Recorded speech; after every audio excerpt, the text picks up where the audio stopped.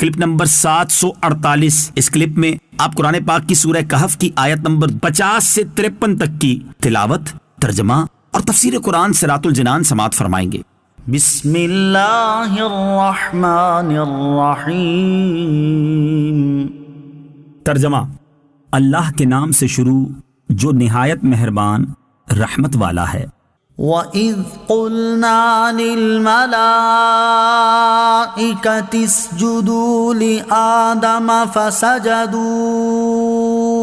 إِلَّا إِبْلِيسَ كَانَ مِنَ الْجِنِّ فَفَسَقَ عَنْ أَمْرِ رَبِّهِ أَفَتَتَّخِذُونَهُ وَذُرِّيَّتَهُ أَوْلِيَاءَ مِن دُونِي وَهُمْ لَكُمْ عَدُوٌّ بِئْسَ لِلظَّالِمِينَ بَدَلًا۔ ترجمہ: اور یاد کرو جب ہم نے فرشتوں سے فرمایا آدم کو سجدہ کرو تو سب نے سجدہ کیا سوائے ابلیس کے، وہ جنوں میں سے تھا تو وہ اپنے رب کے حکم سے نکل گیا۔ تو اے لوگو، کیا تم اسے اور اس کی اولاد کو میرے سوا دوست بناتے ہو، حالانکہ وہ تمہارے دشمن ہیں؟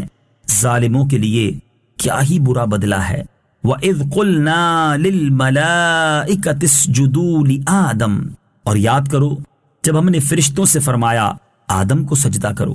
تفسیر صراط الجنان میں ہے، اس پورے رکوع میں اللہ عز و جل نے شیطان کے ابتدائی کردار کا بیان کیا اور لوگوں کو سمجھایا کہ جس طرح وہ اللہ عز و جل کی نافرمانی کر کے مردود ہوا، تم اس طرح نہ کرنا اور اس کی اطاعت و اتباع سے بچنا۔ اب آیت کا خلاصہ ملاحظہ ہو۔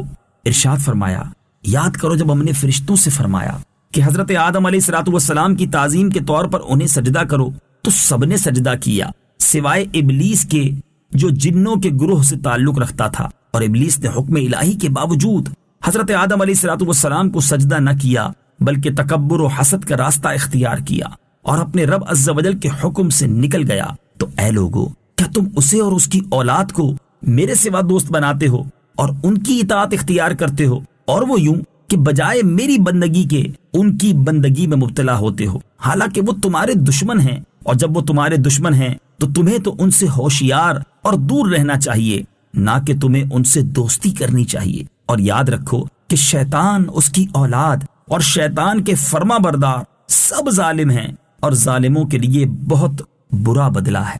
ما اشہدتہم خلق السماوات والارض ولا خلق انفسہم وما كنت متخذ المضلین عضدا۔ ترجمہ: نہ میں نے انہیں آسمانوں اور زمین کو بناتے وقت حاضر رکھا تھا اور نہ خود ان کے بناتے وقت، اور نہ میں گمراہ کرنے والوں کو مددگار بنانے والا ہوں۔ ما اشہدتہم، میں نے انہیں حاضر نہ رکھا تھا۔ تفسیر صراط الجنان میں ہے، ارشاد فرمایا کہ شیطان، اس کی اولاد نیز جن بتوں یا چیزوں کو مشرکین اللہ عز و جل کا شریک ٹھہراتے ہیں، ان میں سے کسی کو نہ تو اللہ عز و جل نے آسمانوں اور زمین کو بناتے وقت حاضر رکھا تھا اور نہ خود ان کے بناتے وقت حاضر رکھا تھا۔ مراد یہ ہے کہ اشیاء کے پیدا کرنے میں اللہ عز و جل کی ذات متفرد اور یگانہ ہے، نہ اس کا کوئی شریک عمل ہے، نہ کوئی مشیر کار، پھر اس کے سوا اور کسی کی عبادت کس طرح درست ہو سکتی ہے؟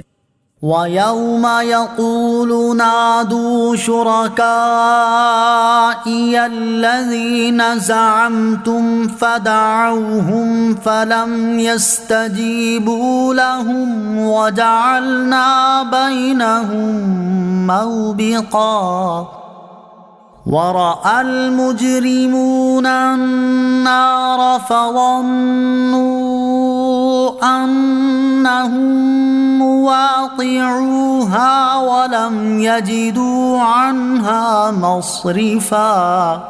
ترجمہ: اور یاد کرو جس دن اللہ فرمائے گا میرے ان شریکوں کو پکارو جنہیں تم میرا شریک گمان کرتے تھے، تو وہ انہیں پکاریں گے تو وہ شریک انہیں جواب نہ دیں گے، اور ہم ان کے درمیان ایک ہلاکت کا میدان بنا دیں گے، اور مجرم دوزخ کو دیکھیں گے تو یقین کر لیں گے کہ وہ اس میں گرنے والے ہیں اور اس سے پھرنے کی کوئی جگہ نہ پائیں گے۔